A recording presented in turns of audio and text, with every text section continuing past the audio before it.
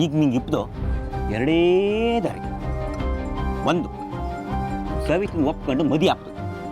ಮತ್ತೊಂದು, ಎರಡನೇದು, ಈ ಊರು ಬಿಟ್ಟು ದೂರ ಹೋಗ.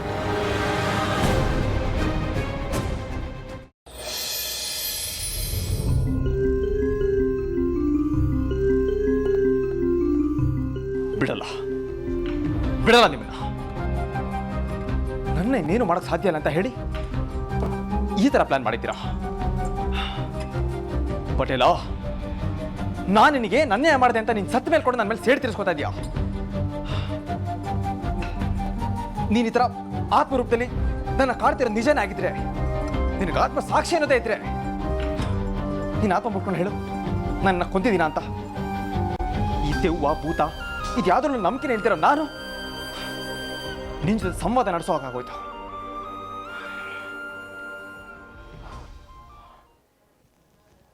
ಪಟೇಲ, ನಿಮ್ಮಣ್ಣಗೆ ಹೋಗಿ ಹೇಳು, ಹಾಗೆ ನಿಮ್ಮ ಮಗಳಿಗೂ ಹೋಗಿ ಹೇಳು, ನಿನ್ನ ಸಾವುಗೂ ನನಗೂ ಯಾವ ಸಂಬಂಧನೂ ಇಲ್ಲ. ಸವಿತಾಗೂ ನನಗೂ ಮದುವೆ ಮಾಡಿಸಿ ಅದೇನ್ ಸಾಧಿಸ್ತೀಯ ನೀನು? ಹೇಳು, ಏನ್ ಖುಷಿ ಸಿಗುತ್ತೆ ನಿನಗೆ? ಛೇ, ನನಗೇನಾಯ್ತು? ಹೋಗಿ ಹೋಗಿ ಈ ಹಳ್ಳಿ ಜನಗಳ ತರ ಇಲ್ದಿರೋ ದೇವುಗಳ ಜೊತೆ ಎಲ್ಲ ಮಾತಾಡ್ತಾ ಇದ್ದೀನಿ ನಾನು. ಅಲ್ಲ, ದಣಿಗಳು ಯಾಕೆ ಇಷ್ಟು ಬಾಲಿಶವಾಗಿ ಯೋಚನೆ ಮಾಡ್ಬಿಟ್ರು? ಅದು ಹೇಗೆ ಹಿಂದೆ ಮುಂದೆ ಯೋಚನೆ ಮಾಡದೆ ಈ ತರ ನಿರ್ಧಾರ ಮಾಡ್ಬಿಟ್ರು? 5 ನಿಮಿಷ, ಬರೀ 5 ನಿಮಿಷ ಯೋಚನೆ ಮಾಡಿದ್ರು ಗೊತ್ತಾಗೋಗ್ತಿತ್ತು ಇದೆಲ್ಲ ಆ ಗಜೇಂದ್ರ ಪಟೇಲಿಂದ ಪ್ಲಾನು ಅಂತ. ಇಲ್ಲ, ದಣಿಗಳು ಹೇಳಿದ್ರು ಅಷ್ಟೇ, ಆ ದೇವ್ರು ಬಂದು ಹೇಳಿದ್ರು ಅಷ್ಟೇ. ನಾನು ಇನ್ನೊಂದು ಮದುವೆ ಅಂತ ಆಗೋದಾದ್ರೆ ಅದು ಮುಂದಿನ ಜನ್ಮದಲ್ಲೇ, ಮುಂದಿನ ಜನ್ಮ ಅಂತ ಒಂದಿದ್ರೆ ಆಗ ನನ್ನ ಮದುವೆ ಆಗೋದು ಅಂತಿದ್ರೆ ಆಗಲೂ ನಾನು ಶ್ರದ್ಧಾನೇ ಮದುವೆ ಆಗೋದು. ಎಸ್, ಶ್ರದ್ಧಾ ಮಾತ್ರ. ದಣಿಗಳು ಇಷ್ಟೊತ್ತು ನನಗೆ ಮಾತಾಡೋಕ್ಕೆ ಅವಕಾಶ ಕೊಟ್ಟಿರಲಿಲ್ಲ. ಆದರೆ ಈಗ ಅವ್ರ ಅವಕಾಶ ಕೊಡಲಿ ಬಿಡಲಿ, ಅವ್ರಿಗೆ ಮತ್ತು ಈ ಜಗತ್ತಿಗೆ ಸತ್ಯ ಏನು ಅಂತ ಹೇಳ್ಬಿಡ್ತೀನಿ. ನಾನು ಶ್ರದ್ಧಾ ಗಂಡ ಹೆಂಡತಿ ಅನ್ನೋದನ್ನ ಅವ್ರಿಗೆ ತಿಳಿಸ್ಬಿಡ್ತೀನಿ. ಅಪ್ಪ ಬಂದ್ರೆ ಏನಾಗ್ಬೋದು? ಹಾಂ, ಈ ಹಳ್ಳಿಯಿಂದ ಆಚೆ ಹೋಗು ಅಂತ ಹೇಳ್ಬೋದು, ಅಥವಾ ಈ ಮನೆಯಿಂದ ಆಚೆ ಹೋಗು ಅಂತ ಹೇಳ್ಬೋದು. ಪರವಾಗಿಲ್ಲ, ಕೈಕಾಲು ಗಟ್ಟಿ ಇದೆ, ತಲೆಯಲ್ಲಿ ಬುದ್ಧಿ ಇದೆ, ಒಳ್ಳೆ ಮನಸ್ಸಿದೆ, ಶ್ರದ್ಧಾ ಮೇಲೆ ಪ್ರೀತಿ ಇದೆ. ಸಾಕು, ಅದಕ್ಕಿಂತ ಇನ್ನೇನು ಬೇಕು? ನನಗೆ ಕ್ಷಮಿಸ್ಬಿಡು ಸವಿತಾ. ಧನಿಗಳೇ, ನನಗೆ ಕ್ಷಮಿಸ್ಬಿಡಿ. ಗೊತ್ತೋ ಗೊತ್ತಿಲ್ಲದೇನೋ ನನ್ನಿಂದ ನಿಮ್ಮ ಜೀವನದಲ್ಲಿ ಏರಿಳಿತಗಳಾಗಿವೆ. ನಾಳೆ ನಾನು ಹೇಳ್ತಿರೋ ಸತ್ಯನ ಅರಗಿಸೋಳೋ ಶಕ್ತಿ ನಿಮಗೆ ಕೊಡಲಿ ಅಂತ ಆ ಭಗವಂತನ ಹತ್ರ ಬೇಡ್ಕೊತೀನಿ.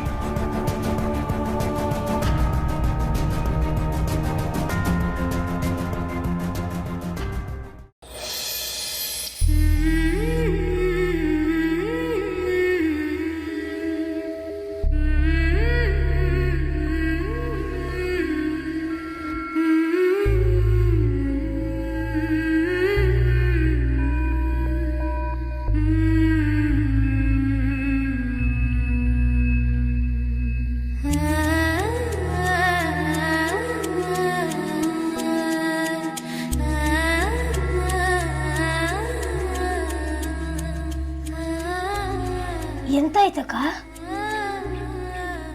ಅಕ್ಕ, ಎಂತಕ್ಕಿಷ್ಟು ಬೇಜಾರಂಗಿದ್ದೆ? ಏನಿಲ್ಲ ಪುಟ್ಟ. ದನಿಗಳು ಬೈದ್ರ ಅಕ್ಕ?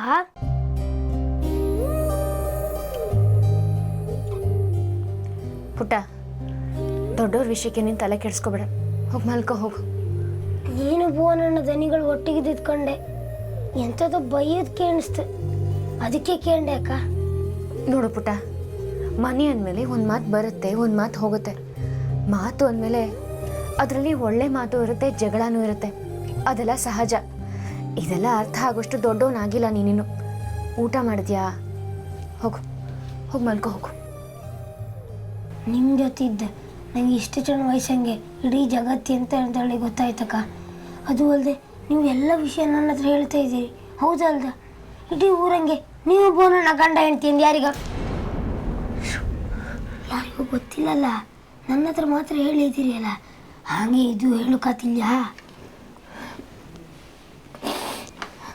ನನಗೇನೇ ಸಂತೋಷ ಆಗಲಿ, ದುಃಖ ಆಗಲಿ, ಕಷ್ಟ ಆಗಲಿ, ಸುಖ ಆಗಲಿ, ಯಾವುದೇ ಹಿಂಜರಿಕೆ ಇಲ್ಲದೆ, ಹೇಳಿದ್ರೆ ಏನಾಗುತ್ತಪ್ಪ ಅನ್ನೋ ಆತಂಕ ಇಲ್ಲದೆ ನನ್ನ ಹತ್ರ ನಾನೇ ಮಾತಾಡ್ಕೋತಿದ್ದ ಹಾಗೆ ಮಾತಾಡ್ತಿದ್ದೆ ನನ್ನ ಭುವನ್ ಹತ್ರ. ಅಂತ ಭುವನೇ ನಂಗೆ ದ್ರೋಹ ಮಾಡಿಬಿಟ್ರಲ್ಲೋ. ಅಕ್ಕ ಅಳುಕಾಗ ಅಕ್ಕ, ನಾನು ನೋಡ್ತಾ ಇದ್ದೆ ಎಂತೆಲ್ಲ ಆತಿತ್ತ ನಿಂಗೆ ಗೊತ್ತಲ್ಲ ಅಕ್ಕ. ಆದರೆ ಭುವನ ನಂಗೆ ಸವಿತಾ ಕನ್ಕೊಂಡ್ರೆ ಚೂರು ಇಷ್ಟ ಇಲ್ಲ. ಆದರೆ ನೀನಂದ್ರೆ ಮಾತ್ರ ಪ್ರಾಣ ಅಕ್ಕ. ಒಂದ್ಸರಿ ಯೋಚನೆ ಮಾಡಕ್ಕ. ನೀನು ಭುವನ್ನೇ ವಹಿಸ್ಕೊಂಡು ಬರ್ತೀಯಾ? ಅದಕ್ಕೆ ಹೇಳಿದ್ದು ನೀನು ಚಿಕ್ಕವನು, ಇದೆಲ್ಲ ನಿಂಗೆ ಅರ್ಥ ಆಗಲ್ಲ ಅಂತ. ಅಕ್ಕ ನಾನು ಚಿಕ್ಕವನೇ ಹೌದು, ಆದರೆ ನನಗೆಲ್ಲ ಸತ್ಯ ಗೊತ್ತಲ್ದ. ಅದು ಅಲ್ಲದೆ ಸವಿತಕ್ಕ ನನ್ನ ಸ್ವಂತ ಅಕ್ಕ ಅಲ್ದ. ಯಾರೋ ಮದುವೆಯಾದವನ ಜೊತೆಗೆ ಅಕ್ಕನ ನಿನ್ನೂ ಮದುವೆ ಮಾಡಿಸಿ ಕೊಡೋದಾ? ಅದು ಸರಿಯಾ? ನೀನೇ ಹೇಳ್ಕೊಂಬ. ನೋಡು ಪುಟ, ಭುವನ್ ಇಂಥವ್ರು ಅಂತ ಗೊತ್ತಾದ ಕೂಡಲೇ ನನ್ನ ಅವರ ಸಂಬಂಧ ಕಡದ್ ಬಿತ್ತು. ಇನ್ನು ಮುಂದೆ ಭುವನ್ ನನ್ನ ಗಂಡ ಅಲ್ಲ. ನಾನು ಭುವನ್ಗೆ ಅದನ್ನೇ ಹೇಳ್ಬಿಟ್ಟು ಬಂದೆ. ನನ್ನ ಬಾಳಂತೂ ಹಾಳಾಗೋಯ್ತು, ನಿನ್ನ ಸವಿತಕ್ಕನ್ ಬಾಳಾದ್ರೂ ಉದ್ಧಾರ ಆಗಲಿ ಅಂತ. ಎರಡೆರಡು ಹೆಣ್ಮಕ್ಳು ಬದುಕು ಹಾಳು ಮಾಡಬೇಡಿ ಅಂತ. ಇಷ್ಟೊತ್ತಿಗೆ ಅಪ್ಪಾಜಿ ಬಂದರು. ಅವ್ರಿಗೂ ಗೊತ್ತಾಗಿದೆ ಭುವನ್ ಎಂಥವ್ರು ಅಂತ. ಅದಕ್ಕೆ ಅವರು ಅವ್ರಿಗೆ ಬೈದು ನನ್ನನ್ನು ಹುಷಾರಾಗಿರಾಗಿ ಹೇಳ್ಬಿಟ್ಟು ಹೋದರು. ನೀವೆಂತಕ್ಕ ಇಷ್ಟೆಲ್ಲ ಓದಿ ಇಡೀ ಊರ ಮಕ್ಕಳಿಗೆಲ್ಲ ಪಾಠ ಹೇಳಿಕೊಡ್ತೀರಿ. ಎಂಥವ್ರು ತಪ್ಪಾರೆ ಸರಿ ಮಾಡುವಷ್ಟು ಬುದ್ಧಿ ಇಟ್ಕೊಂಡಿರಿ. ಆದ್ರೆ ಭುವನ ನಾನು ಎಂತ ಒಂದು ಅರ್ಥ ಮಾಡ್ಕೊಂಬತ್ತಿಲ್ಲ ನಿಮಗೆ. ನನಗೆ ಬುದ್ಧಿ ಹೇಳ್ತಿದ್ಯೇನೋ? ಅಷ್ಟೊಂದು ದೊಡ್ಡವನ್ ಆಗ್ಬಿಟ್ಯಾ ನೀನು? ನಾನು ಜಾಸ್ತಿ ಮಾತಾಡ್ತಿದ್ದೇನೆ ಗೊತ್ತಕ್ಕ. ಆದರೆ ಆ ದಿನ ರಾಜೇಂದ್ರ ಪಟೇಲ ನಿನ್ನ ಐಬಿಗೆ ಕರ್ಕೊಂಡು ನಿನ್ನ ಮರ್ಯಾದೆ ತೆಗೆದು ಊರವ್ರು ಬಂದೆಲ್ಲ ಕೆಟ್ಟ ಭಾವನೆ ಮಪ್ಪಂಗೆ ಮಾಡ್ದಲ್ಲಕ್ಕ. ಆ ಭುವನ ನಿನ್ನ ಮೇಲೆ ಅನುಮಾನ ಪಟ್ಟಿನಾ?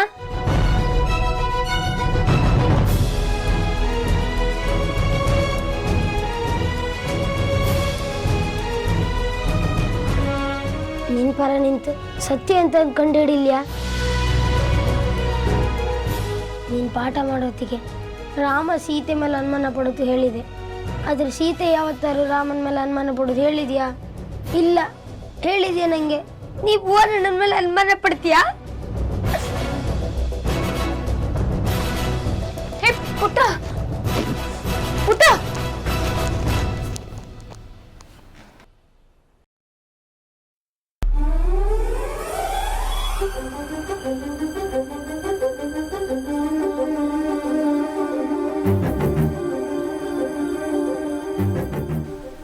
ನನಗೆ ನೀನು ಕೊನೆವರೆಗೂ ಬೇಕು. ಅಷ್ಟು ಬೇಗ ಯಾವನ ನಮ್ಮಿಬ್ಬರನ್ನ ದೂರ ಮಾಡೋಕ್ಕೆ ಸಾಧ್ಯ ಇಲ್ಲ.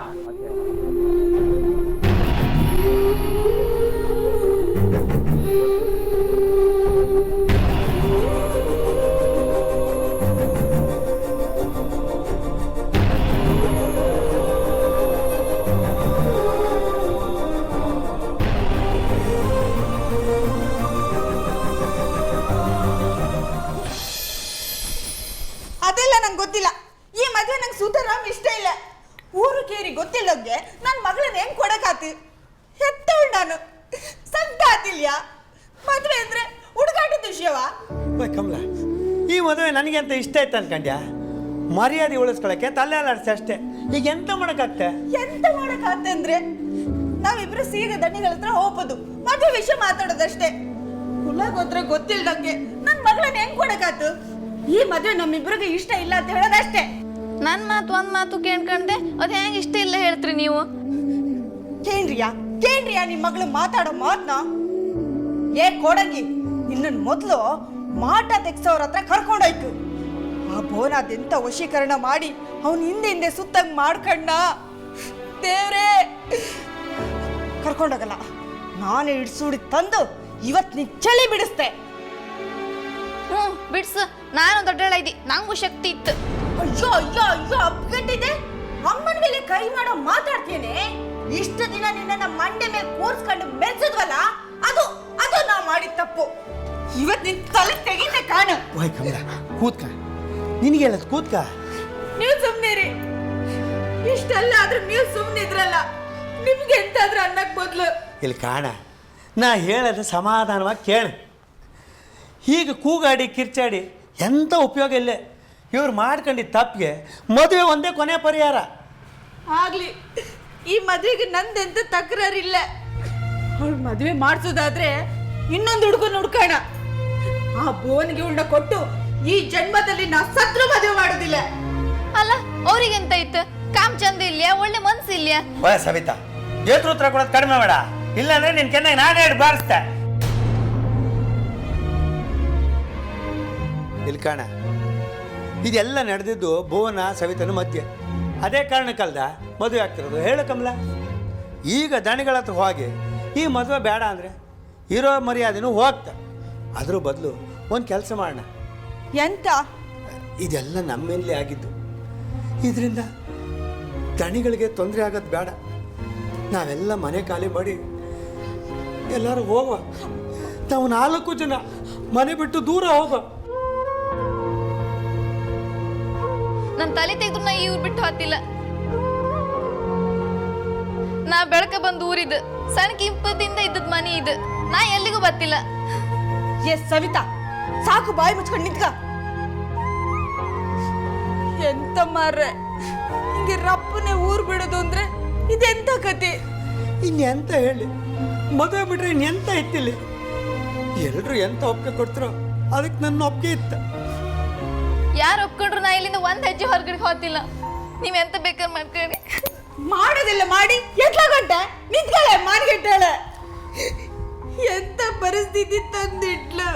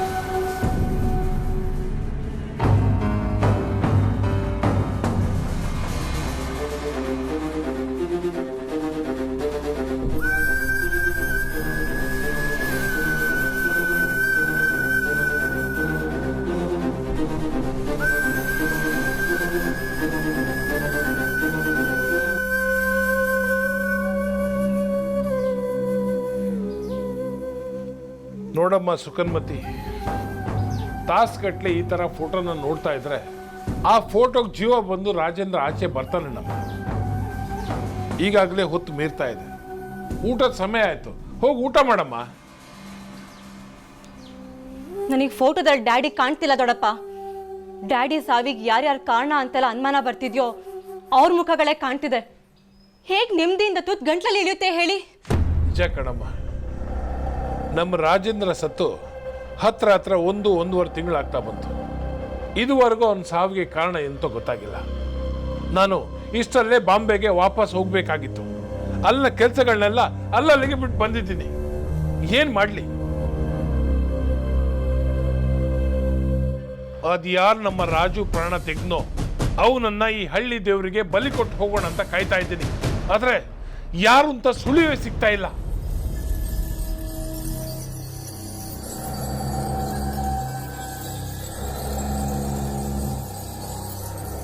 ಏನ್ರೋ ನೋಡ್ತಾ ಇದ್ದೀರಾ? ಹೆಸರಿಗೆ ನೀವೆಲ್ಲ ಈ ಹಳ್ಳಿ ಪಂಟ್ರು. ಆದ್ರೆ ಯಾವುದು ಹೊಲಕ್ಕೆ ಹೋಗಿ ಮೇಕೆ ಕಾಯಿರಿ ಹೋಗಿ.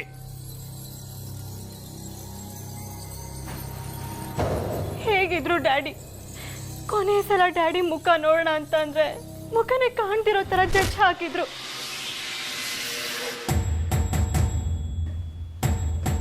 ಈ ಫೋಟೋ ನೋಡ್ತಾ ಇದ್ರೆ ನನ್ಗೆ ಅದೇ ಮುಖ ನೆನಪಾಗುತ್ತೆ ದೊಡ್ಡಪ್ಪ. ಸಮಾಧಾನ ಮಾಡ್ಕೋ ಸುಖಿ. ನನ್ನ ತಲೆಯಲ್ಲಿ ಕುರಿತಾ ಇರೋ ವಿಷಯನೇ ನೀನು ಹೇಳ್ದೆ. ಏನದು ದೊಡ್ಡಪ್ಪ? ರಾಜೇಂದ್ರನ್ ಬಾಡಿ ಸಿಕ್ಕ ದಿವಸ ಮುಖಾನೇ ಗುರುತು ಸಿಗದಿರೋಷ್ಟು ಜಡ್ಜ್ ಹೋಗಿತ್ತು.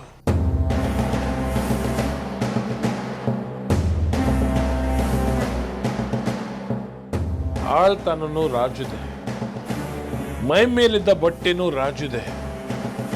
ಆದ್ರೆ ಮುಖ ಮಾತ್ರ ಗುರುತು ಸಿಗದಿರುವಷ್ಟು ಜಡ್ಜ್ ಹೋಗಿತ್ತು. ಅವತ್ತಿನ ದಿವಸ ಅವಸರದಲ್ಲಿ ನಾವು ಮಣ್ಣು ಮಾಡಿಬಿಟ್ವಿ. ಮನ್ಸಲ್ಲಿ ಯಾಕೋ ಅನುಮಾನ ಶುರುವಾಗಿದೆ. ಅನುಮಾನನ?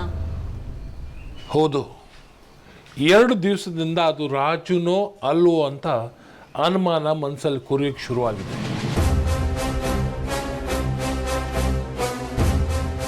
ನಾವು ಪೋಸ್ಟ್ ಮಾರ್ಟಮ್ ಮಾಡಿಸ್ಬೇಕಾಗಿತ್ತು.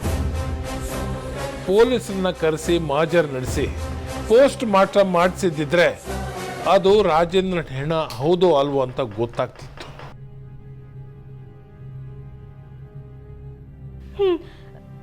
ಬಂಡೆ ಥರ ಇತ್ತು ಡ್ಯಾಡಿ ಮೈ. ಆದ್ರೆ ಅವ್ರು ತಬ್ಕೊಂಡು ಹೇಳುವಾಗ ಅದು ಡ್ಯಾಡಿ ಅಂತಾನೆ ಅನ್ನಿಸ್ಲಿಲ್ಲ. ಸತ್ ಮೇಲೆ ಹೇಗಿರಕ್ಕೆ ಸಾಧ್ಯ? ಬರೀ ಕಸುವು ಇರಲ್ಲ, ಶಕ್ತಿನೂ ಇರಲ್ಲ ಅಲ್ವಾ? ಸಾಯಕ್ ಮೊದಲಿನ ದೇಹನೇ ಬೇರೆ, ಸತ್ ಮೇಲಿನ ದೇಹನೇ ಬೇರೆ. ಅವ್ರ ರಕ್ತ ನಂದು. ನನ್ನ ಅಪ್ಪನ ಟೆಸ್ಟ್ ನನಗೆ ಗೊತ್ತಾಗಲ್ವಾ ಅಂಕಲ್? ಡ್ಯಾಡಿ ಸತ್ತಿಲ್ಲ, ಡ್ಯಾಡಿ ಸತ್ತಿಲ್ಲ ಅನ್ನಿಸ್ತಿದೆ ನನಗೆ. ದೊಡ್ಡಪ್ಪ ಹೇಳ್ದಂಗೆ ಏನೋ ಗಡ್ಬಡ್ ಆಗಿದೆ ಅಂಕಲ್. ನಿನಕ್ಕಿಂತ ಜಾಸ್ತಿ ರಾಜೇಂದ್ರ ಜೊತೆ ಇದ್ದವನು ನಾನು.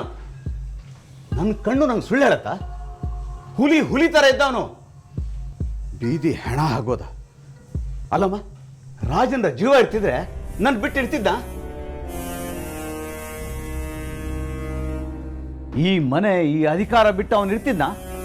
ಬೀದಿಲಿ ಅವಮಾನ ಮಾಡಿದ ಶಂಕರಣ್ಣ ಭುವನ್ನ ಜೀವಂತ ಬಿಡ್ತಿದ್ದ? ಇಡೀ ಊರು ಅವನ್ ಕಂಡ್ರೆ ನಡುಗ್ತಾ ಇತ್ತು. ಆ ಶಂಕರಣ್ಣ ಕುತಂತ್ರ ಮಾಡಿ ಅವನ್ನ ಕೊಂದ್ಬಿಟ್ಟ. ಅವಂದೇ ಕೆಲಸ ಇದು. ಒಂದೇ ಒಂದು ಸಾಕ್ಷ್ಯ ಸಿಗ್ಲಿ, ಅವನ್ ಮನೆಗೆ ಬೆಂಕಿ ಇಟ್ಟು ಬರ್ತೀನಿ ನಾನು. ಹೌದೌದು, ಇದಂಗೆ ಯಾರ್ದೋ ಕೈವಾಡ ಅಂತೂ ಇತ್ತು. ಪಟೇಲ್ರ ಸತ್ತದ ಗ್ಯಾರಂಟಿ ಹೌದು. ಅವ್ರ ದೆವ್ವ ಅಗಳಿಗೂ ಒಂದ್ಸರಿ ನಂಗೆ ಕಾಣಿಸ್ತಿತ್ತಂದ್ರೆ ಯಾರು ನಂಬುದಿಲ್ಲ.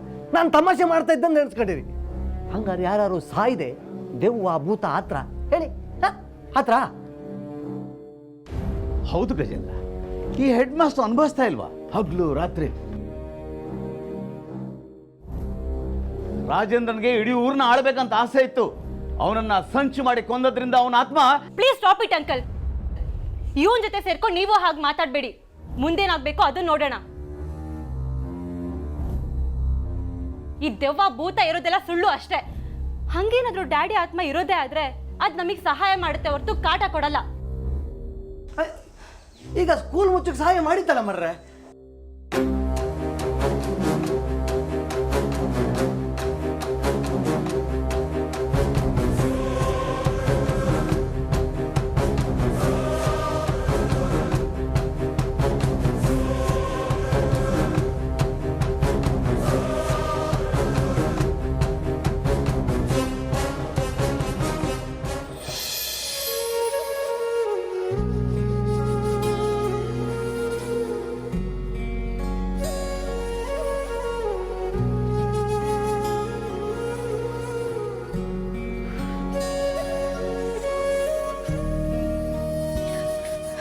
ಹಾಯ್ ಮರ್ರೆ, ಬೇಗ ಬನ್ನಿ. ನಾವಿಲ್ಲೇ ಇದ್ರ ಕೆಲಸ ಎಲ್ಲ ಕೆಟ್ಟತ್ತ. ಬನ್ನಿ ಈಗ. ಬಿಡ ಕೈ, ಇನ್ನೊಂದ್ಸಲಿ ಮೈ ಮುಟ್ಟು ಮಾತಾಡ್ಸಿದ್ರೆ ಕಪಾಳ ಹೊಡಿತೀನಿ. ನೀವು ಬಾರಿಸಿ ಸಾಯಿಸಿ ನಿಮ್ ಕಾಲಿಗೆ ಬಿಡ್ತಿ. ನಾನು ಎಲ್ಲಾರು ಕರ್ಕೊಂಡು ಹೋಯ್ನಿ. ನಾನು ಓಡಿಯಪ್ಪ. ಏನಕ್ಕೆ ಹೊಡೋಗ್ಬೇಕು? ನಿನ್ ಜೊತೆ ಮಾತಾಡೋದಲ್ಲ, ನಾನು ನಿನ್ನ ಜೊತೆಗಿರೋದನ್ನ ಯಾರಾದ್ರು ನೋಡಿದ್ರೆ ಸಾಕು ನನ್ನ ಲೈಫ್ ರಿಪೇರಿ ಮಾಡಕ್ ಆಗದಿರಷ್ಟು ಹಾಳಾಗೋಗುತ್ತೆ. ನಾನೇ ನಿನ್ನ ಕಾಲು ಹಿಡ್ಕೋತೀನಿ. ಹೊರಟೋಗಿಲ್ಲಿಂದ. ಅಯ್ಯೋ, ನಾವಿಲ್ಲೇ ಇದ್ರೆ ನಮ್ಮ ಜೀವನ ಎಲ್ಲ ಹಾಳಾಗಿ ಹೊತ್ತ. ನಮ್ಮ ಅಪ್ಪ ಅಮ್ಮನ ಮದುವೆ ತಪ್ಪಿಸ್ಕೊಳ್ಳಿ ಎಲ್ಲ ಯೋಚನೆ ಮಾಡ್ತಾ ಇದ್ರ. ತಮ್ಮಯ್ಯ, ನಾನು ಯಾವ್ದಾದ್ರು ದೇವಸ್ಥಾನ ಕರ್ಕೊಂಡೋಗಿ 3 ಗಂಟೆ ಹಾಕಿ. ತಮ್ಮಯ್ಯ ಬನ್ನಿ, ಈಗಲೇ ಬನ್ನಿ. ನಾನು ನಿನ್ನ ಮದುವೆ ಆಗ್ತೀನಿ ಅಂತ ಹೇಳಿದ್ನ? ಯಾವ ಭ್ರಮೆಲಿದ್ಯಾ ನೀನು? ಮದುವೆ ಕ್ಯಾನ್ಸಲ್ ಆಗಲಿ ಅಂತಾನೆ ನಾನು ಕೂಡ ಯೋಚನೆ ಮಾಡ್ತಿರೋದು. ನೋಡು, ನನ್ನ ಮಾತು ಕೇಳು. ನೆನ್ನೆ ತಾನೇ ನಾವಿಬ್ರು ಜೊತೆಗಿರೋದನ್ನ ಶ್ರದ್ಧಾ ಮೇಡಮ್ ನೋಡಿದ್ದಾರೆ. ಇನ್ನಷ್ಟು ಅವಂತರಾಗಕ್ಕಿಂತ ಮುಂಚೆ ಮೊದಲಿಂದ ಹೊರಡು. ಅಲ್ಲ, ಶ್ರದ್ಧಾ ಮೇಡಮ್ ನಮ್ಮ ಪ್ರೀತಿ ಬಗ್ಗೆ ಗೊತ್ತಿತ್ತು. ಅವ್ರಂತ ತಪ್ಪು ತಿಳ್ಕೊಂತಿಲ್ಲ. ನಮ್ಮ ಪ್ರೀತಿ ನನ್ನ ಕೋಪ ಬರ್ಸ್ಬೇಡ. ಅದ್ರ ಬಾಯ್ಲಿ ಓಕೆ. ನೋಡು, ಶ್ರದ್ಧಾ ಮೇಡಮ್ ಹತ್ರ ಹೋಗಿ ಶಾಲೆಯಲ್ಲಿ ಏನ್ ನಡೀತು ಅಂತ ನಿಜ ಹೇಳು. ಅವ್ರಿಗೇನು ಹೇಳ್ತಾರೋ ಅದ್ರ ತಕ್ಕ ನಾವು ಮಾಡೋಣ. ಶ್ರದ್ಧಾ ಮೇಡಮ್ ಹತ್ರ ಎಂತ ಕೇಮ್ದ? ಏ ನಡಿ